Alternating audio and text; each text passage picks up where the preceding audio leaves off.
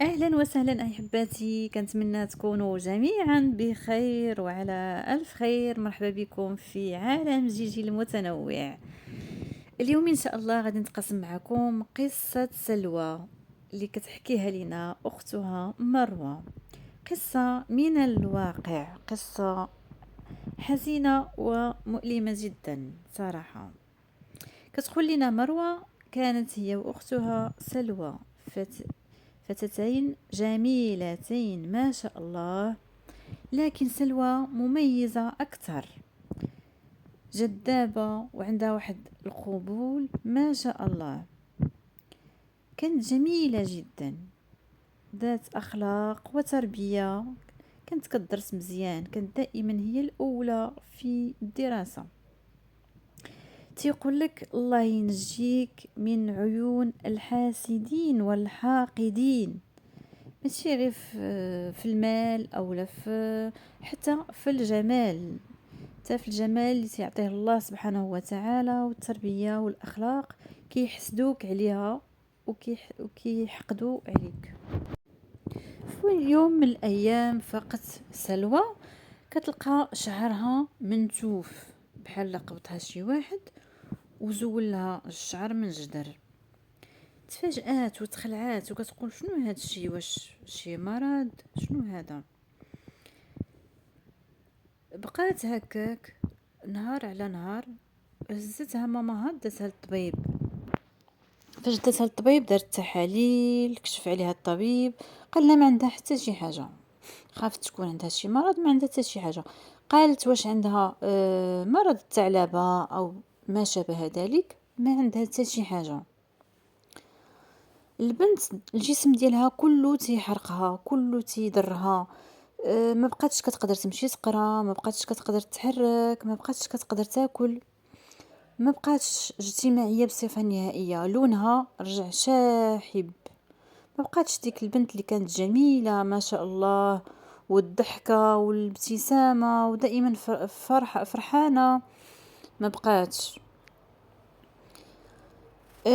مروه كانت واحد الليله ناعسه وهي كتحلم واحد المراه وقفات عليها كتقول لها خرجوا لي من داري، خويوا لي الدار نتاعي.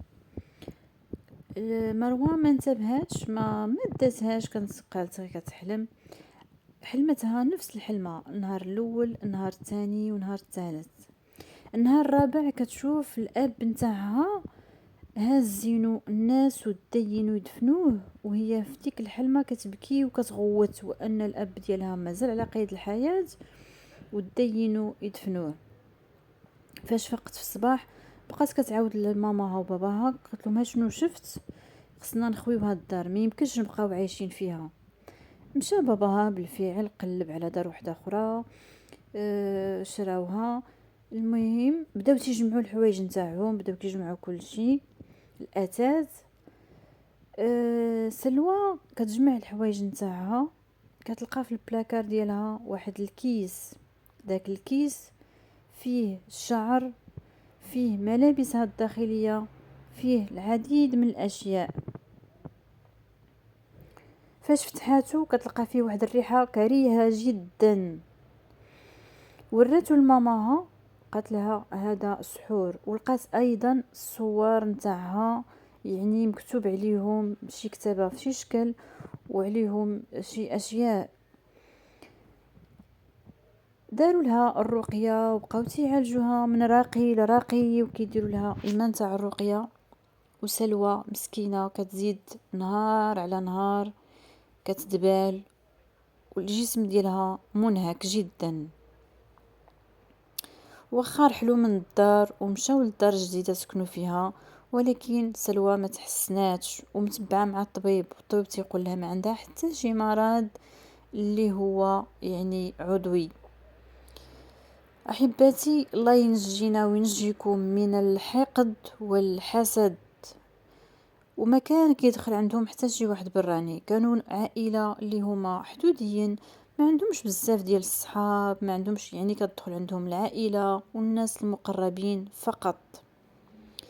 مروه اكتشفت شكون اللي دار داكشي لختها، دارتو لها واحد السيده من العائله اللي قريبه عليهم جدا. علاش درت لها هادشي؟ لانها مروة كانت هي وختها زوينين بزاف ما شاء الله عليهم، وخصوصا سلوى كان عندها واحد الشعر اللي هو طويل جدا اشقر وعيون ملونة، كان عطيها الله سبحانه وتعالى واحد الجمال لا يوصف. هادشي درتو لهاديك السيدة علاش؟ باش ما تنجحش في الدراسة ديالها وباش ما تزوجش.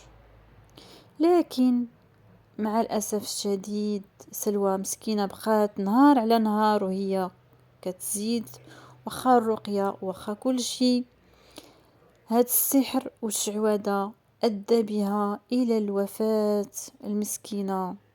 مشات بنت ضحية في عمرها 24 أو 25 سنة، مشات ضحية للشعوذة من أقرب الناس ليها اللي مرحموهاش. علاش؟ لأنها جميلة وربي كان سبحانه وتعالى مميزها.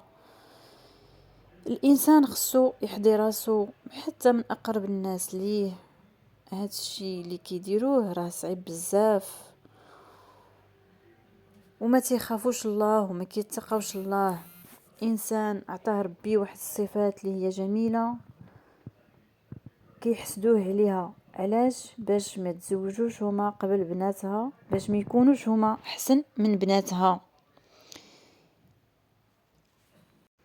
مع الاسف الانسان اللي كيكون كيتعاطى السحر والشعوذة تيكون كي تنقولوا قاطع يديه من يد الله سبحانه وتعالى، ما تيقولش الارزاق، وكل واحد كيعطيه ربي الرزق نتاعو، وكل واحد شنو مقسم ليه الله غادي يعيش في هذه الحياة.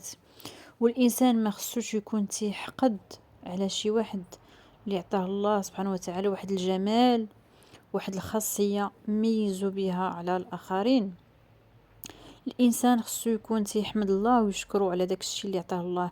مشات ضحية مسكينة بنت مازال صغيرة في عز شبابها، اللي شعرها كله مشى، لونها ولا باهت مدبال، صحتها مسكينة دابت في سن 24 ولا 25 سنة. كنتمنى القصة تعجبكم وسروق